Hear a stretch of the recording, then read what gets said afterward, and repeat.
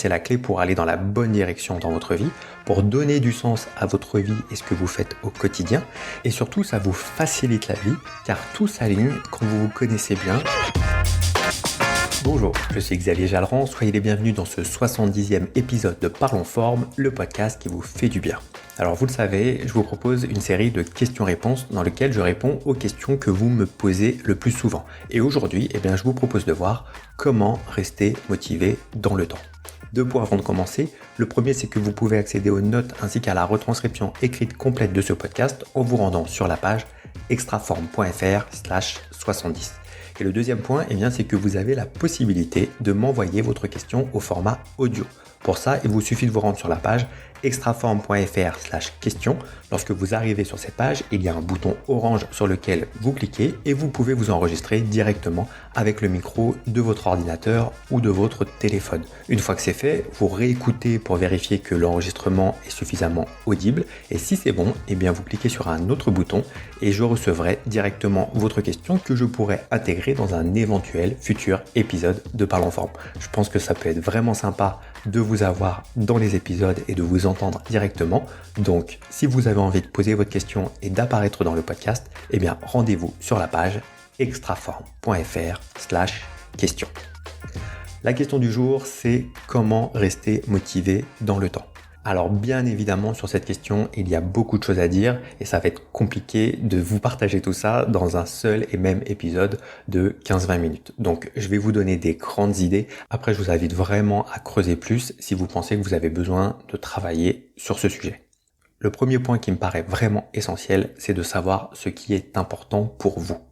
Et en fait, si vous ne prenez pas le temps de faire ce travail d'introspection un peu et de recherche sur vous-même, vous risquez de passer votre temps à agir dans le vide parce que vous risquez de faire des actions qui ne vont pas satisfaire ce qui est vraiment important pour vous.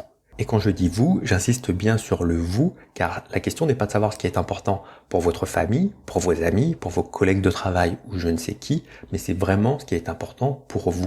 Et finalement, connaître la réponse à cette question, c'est la clé pour aller dans la bonne direction dans votre vie, pour donner du sens à votre vie et ce que vous faites au quotidien.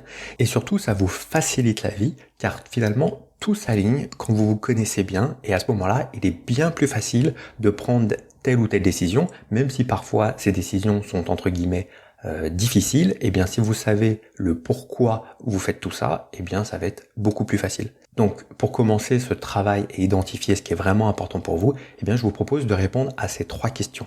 La première, c'est qu'est-ce qui est important pour moi dans ma vie? La deuxième, c'est qu'est-ce que j'aime faire au point de ne pas voir passer le temps? Et la troisième question, c'est qu'est-ce qui me rend heureux ou heureuse?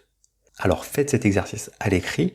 Dans un premier temps, videz complètement sur le papier toutes les idées qui vous passent par la tête et ne portez aucun jugement sur ce qui vous vient à l'esprit. Soyez 100% honnête et ne censurez rien, même si certaines idées ou certaines suggestions envoyées par votre esprit vous dérangent un peu.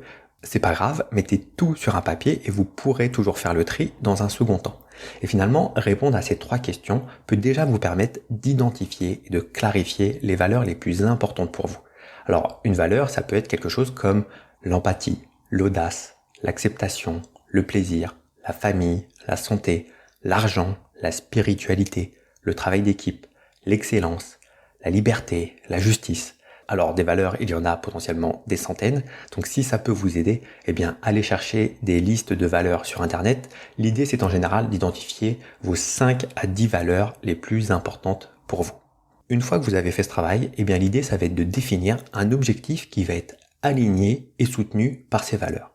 Pourquoi voulez-vous atteindre cet objectif? Si vous avez un pourquoi fort et qui correspond à vos valeurs, alors vous allez être bien plus motivé dans le temps. Typiquement, si la valeur santé est importante pour vous et que vous êtes obèse ou en surpoids, alors forcément vous savez que c'est une situation qui a un impact sur votre santé et fondamentalement vous savez qu'il y a quelque chose qui ne convient pas pour vous. En général, c'est aussi le cas si la valeur famille est importante, car vous aurez envie de vivre le plus longtemps possible et de partager au mieux des moments avec vos enfants ou votre conjoint. Vous aurez envie de voir grandir vos enfants, vos petits-enfants et de profiter au mieux de tous ces moments du quotidien. Pareil, si la liberté est une valeur qui compte pour vous, alors comment est-ce que vous pourriez être vraiment libre si vous ne pouvez pas vous déplacer facilement, si vous devez suivre un traitement médical au quotidien, si vous devez consulter votre médecin régulièrement, etc., etc. Alors, je donne ces exemples là parce que ce podcast est orienté autour de la santé et que je sais que la perte de poids est important pour beaucoup de personnes, mais en aucun cas je dis que vous devez absolument perdre du poids. Si cette situation est en accord avec vos valeurs, alors c'est parfaitement ok. L'idée donc vraiment, c'est d'avoir un objectif qui va être aligné et soutenu par vos valeurs, parce que dans ce cas, ça va être beaucoup plus simple à suivre. Troisième point, c'est de procéder par étapes. Sur le même exemple, si aujourd'hui votre objectif est de perdre 20 à 30 kilos, vous savez que ça va vous demander un minimum de temps. Et donc, si vous gardez uniquement cet objectif en ligne de mire, vous risquez de vous décourager parce que même si vous progressez et que vous perdez par exemple 1 kilo par semaine, ça va être compliqué de garder le même niveau de motivation pendant plusieurs mois. Même si on progresse, en fait, on se rend compte que c'est compliqué. Du coup, c'est bien plus facile d'avoir des étapes dans votre parcours. Si votre objectif aujourd'hui c'est de perdre 20 kilos, donnez-vous pour premier sous-objectif de perdre 5 kilos.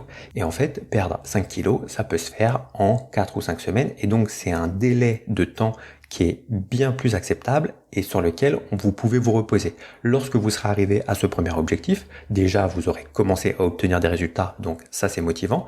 Vous aurez atteint votre premier objectif, donc vous renforcez votre confiance sur votre capacité à justement atteindre les objectifs que vous vous donnez et donc vous continuez sur cette lancée pour au final perdre 10, 15, 20 kilos.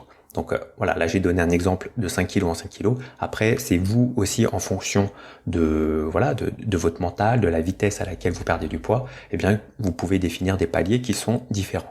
Et d'ailleurs, dans cette idée, je peux vous partager une expérience personnelle que j'ai vécue lorsque j'ai couru un marathon il y a quelques années. Lorsqu'on court un marathon, l'idée c'est de parcourir un peu plus de 42 km. Et lors de cette course, je suis parti un peu trop vite, à un rythme un peu trop intense par rapport à mes capacités du moment, et donc à partir du 27e kilomètre, j'avais déjà les jambes qui commençaient à me brûler, les courbatures qui arrivaient et les crampes aussi. Mais le truc, c'est qu'il me restait encore 15 km à parcourir. Et à ce moment-là, j'ai complètement oublié l'idée de vouloir battre mon record en termes de temps parce que je savais que ce serait pas possible dans les conditions dans lesquelles j'étais à ce moment-là. Mais j'ai simplement décidé de me dire, ok, j'ai pas 15 km à parcourir, mais faut juste que j'aille à un point de repère qui était à environ 500 mètres. Et en fait, ces 15 derniers kilomètres, je les ai parcourus comme ça, par tranche de 500 mètres, en 500 mètres, en 500 mètres, en 500 mètres. Et alors clairement, ce jour-là, je n'ai pas battu mon record personnel, mais en tout cas, je suis allé au bout de mon objectif. Et comme c'est une valeur importante pour moi de terminer ce que j'entreprends et de tenir mes engagements, ça avait du sens pour moi d'oublier le record, mais de me dire, ok, je vais au moins jusqu'au bout et je tiens mon engagement. Et au final, quelques années plus tard, c'est probablement la course dont je garde le souvenir le plus intense, même si entre-temps j'ai fait d'autres marathons et j'ai battu mon record. Et finalement, battre un record, c'est pas ce qui est le plus important pour moi. Cet exemple vous montre bien que vos valeurs, elles sont aussi là pour vous porter et pour vous aider dans les moments où ce sera peut-être plus compliqué. Le quatrième point qui peut vous aider à rester motivé dans le temps, c'est de vous connecter régulièrement à votre pourquoi. Alors là, c'est pas vraiment une erreur, mais ça va être plutôt un oubli. Car trop souvent, on va être à fond dans l'objectif et on va être pris dans notre quotidien avec l'ensemble des actions qu'on doit entreprendre. Mais si vous pensez à vous reconnecter à votre pourquoi et à vos valeurs régulièrement, vous verrez que ce sera bien plus simple. Alors ce sera peut-être une fois par jour, une fois par semaine, une fois par mois, mais prenez au moins le temps de lire et de relire ce que vous avez pu écrire dans le premier exercice ou lors de la définition de votre objectif. Et d'ailleurs, je vous recommande aussi de vous connecter à vos valeurs de façon émotionnelle. Que ressentez-vous lorsque vous vous projetez dans le futur? Lorsque vous voyez le résultat obtenu? Lorsque vous voyez les étapes à accomplir et les actions à mettre en œuvre pour atteindre votre objectif?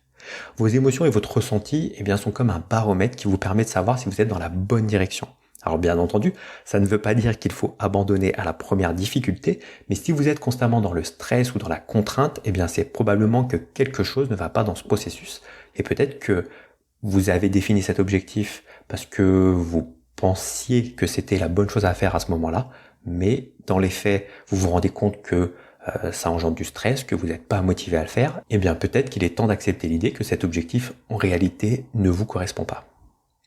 Le 5e point qui est lui aussi essentiel, c'est d'accepter l'idée que ça va vous prendre plus ou moins de temps en fonction du chemin que vous avez à parcourir. Par expérience, je le sais et vous le savez probablement vous aussi, les résultats rapides sont rarement durables. Si on prend l'exemple de la perte de poids, les régimes entre guillemets miracles qui vous font perdre des kilos très rapidement, ces kilos sont en général immédiatement repris dès que vous retournez à vos anciennes habitudes. On ne perd pas 1 kg par jour, 5 kg par semaine ou 10 kg par mois de façon durable. Alors ça ne veut pas dire que ça doit être lent, mais dites-vous que si vous perdez en moyenne 1 kg de graisse par semaine, alors c'est parfait. Et s'il vous plaît, ne tombez pas dans le piège de la comparaison, parce que chaque personne, chaque corps, chaque histoire est différente, et cela n'a aucun sens, mais véritablement aucun sens, de vouloir comparer votre perte de poids avec celle de votre voisine, de votre copine, de votre mari ou de je ne sais qui, même si cette personne fait exactement la même chose que vous et que vous avez l'impression de faire les choses parfaitement. Concentrez-vous sur vos progrès à votre rythme et ce sera une bonne façon d'éviter de vous démoraliser inutilement, surtout que cette démoralisation repose sur des critères et des comparaisons qui n'ont aucun sens. Donc vraiment sur ce sujet de la perte de poids en particulier, ne vous comparez pas et restez concentré sur votre propre parcours, sur votre propre objectif et vos résultats. Donc, si on récapitule les 5 points vus dans cet épisode pour rester motivé dans le temps, premièrement, définissez ce qui est important pour vous et essayez de lister les 5 à 10 valeurs les plus importantes dans votre vie. Ensuite, définissez un objectif qui va être aligné et soutenu par ces valeurs. 3e point, procédez par étapes. Ne vous fixez pas un objectif inatteignable. Fixez-vous un objectif qui va vous motiver parce que vous savez que si vous l'atteignez, vous aurez progressé dans votre vie, mais qui paraît aussi accessible et atteignable dans un délai peut-être de quelques semaines ou de 2 ou 3 mois, mais vous fixez pas un objectif à 1 an parce que clairement, être motivé et à bloc pendant 1 an, c'est compliqué. 4e point, connectez-vous régulièrement à votre pourquoi pour ne pas oublier toutes les bonnes raisons pour lesquelles vous avez décidé d'atteindre cet objectif. Et le 5e point, acceptez l'idée que ça va vous prendre plus ou moins de temps en fonction du chemin que vous avez à parcourir, mais que c'est ok. Et dans tous les cas, ne cherchez pas à vous comparer aux autres personnes de votre entourage. Et d'ailleurs, si vous êtes dans cette démarche de perte de poids, j'ai 2 recommandations à vous faire. Déjà, vous pouvez écouter le 43e épisode de ce podcast où je vous partage les 3 critères pour une perte de poids durable. Ensuite, si vous voulez tous mes conseils pour une mise en application concrète de ces 3 critères, mais aussi pour creuser la question et aller beaucoup plus loin dans l'accompagnement et dans tout ce qu'on a vu au sein de cet épisode, je vous propose de recevoir une formation par email gratuite dans laquelle je vous partage la méthode simple, rapide et naturelle pour perdre du poids sans le reprendre. Donc si vous souhaitez vous inscrire gratuitement, une seule direction à suivre, celle de la page extraform.fr/cadeau. J'ai hâte de vous partager tout ça et je vous dis à très vite pour le prochain épisode. Ciao!